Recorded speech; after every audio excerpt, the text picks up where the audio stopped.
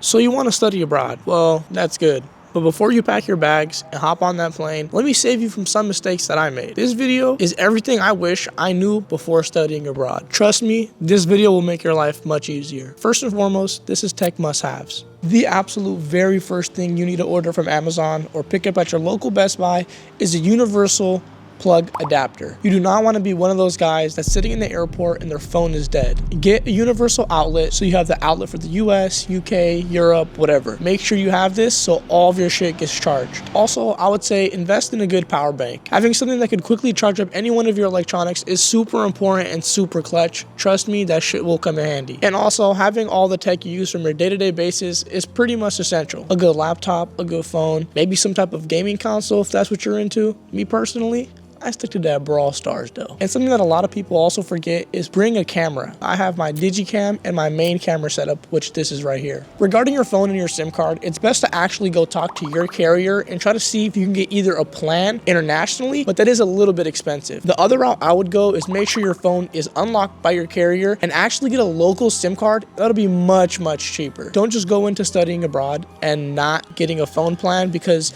international fees will clap you, trust me. And here's bonus tip number 1. Make sure you download the map of the area you are going to. I'm currently in Barcelona, so beforehand I downloaded the Barcelona map and it's much easier getting around because the connection is so spotty out here. Part 2 is packing. I personally hate packing. There's a million things I want to pack, but there's not enough space for it. What I brought to my Spain trip, 3 pairs of my favorite jeans, a pair of sweats, 3 of my favorite shirts, and just some cool tops and some warm tops. The main thing here is pack lightly. If you don't wear it in the US, I promise you you're not going to wear it in any other country. Try to pick out as many versatile pieces as you can that are easy to make outfits with and easy to coordinate, because I promise you that the country you're going to will have a lot of cool clothes that you want to bring back. Bonus tip number 2 is when you are packing, make sure to get a few cool things that you like from your room that are homey in a sense. I brought my favorite Nismo banner, my Batman poster, and a little kid's photo of me. And honestly, it makes my room feel really homey and I just feel like I'm in my room back in the US. Part 3 is language and communication. The language barrier sucks. Please practice your country's language that you're going into because it'll save you a lot. Simply just start with a few phrases that are really important and words that are really important and just build your way as much as you can. So this is your sign to practice the country's language you're going to. Please, it'll make your life so much easier. But if you're a little pussy and you don't want to learn, I recommend you to download Google Translate and make sure your photo feature is on, because you can take pictures of signs and stuff. It'll translate those pictures into the English translation. Its normal translator is also pretty good, but honestly, I just try to wing it. And bonus tip number 3, don't be afraid. I know it sounds pretty cliche, but don't be afraid to speak your country's language. You might think you suck, you probably do suck, but I promise you the local people will actually appreciate it a lot that you're trying to learn their language, and it's just like mutual respect. So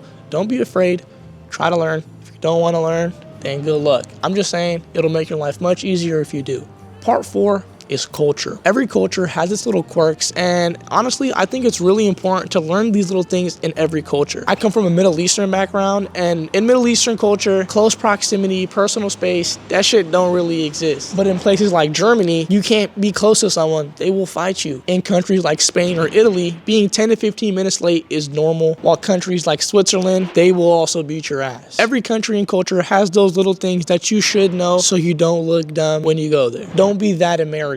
Make us look good. Part 5 is budgeting and finance. Now it's time for the money talk. Studying abroad can be expensive. I mean, I think we could all agree, right? But honestly, if you plan ahead and you budget correctly, you will be good. One of the first things you can start to do is actually talk to your bank. Letting your bank know you're going to be overseas and studying abroad or whatever you're going to be doing is super helpful because your account will not get frozen. Also, while you're talking to them, try to see if there's a card that doesn't have foreign transaction fees, because trust me, those fees add up. Try to look for a card that doesn't have these fees and you should be straight. The next step is budgeting. Follow your budget and I promise you, you'll make your money stretch. It's also super important to know the cost of living of the place you're gonna go. Down below, I linked a website and that gives you an average of the cost of living to any country you input. Me personally, I live in Spain. My rent is $6.50, groceries is less than 50, eating out is less than 10. So I built a budget around this and honestly, I've been doing pretty good out here. And bonus tip number 5 is have an emergency fund. When you're going to your country, make make sure you take, I would say, $1,000 cash just to be safe, and have that in an emergency fund where whatever happens, you do not touch this unless it is an emergency. What I did when I came here was I actually converted 500 of the dollars into euros, and the rest I kept in dollar bills. That's just tucked away in my room. In case of an emergency, that will come in clutch, trust me. And if it doesn't, it don't matter. You still got bread. But look, at the end of the day, it's the end of the day. Enjoy the journey. Studying abroad is all about having new experiences, making new friends, trying new foods. So don't be a little pussy. Go out there, go make some new friends, go try some new shit, and you'll be straight. I promise you, you will have fun. If any of you guys have studied abroad, please drop some comments down below to help out my fellow study abroaders. And if you found this video helpful, please give it a thumbs up, subscribe to the Choli, shit, leave a comment or some shit. Right now it is 2 a.m. and I wanted to come out and make this video. We are in Barcelona in the middle of the night. And yeah, catch you boys.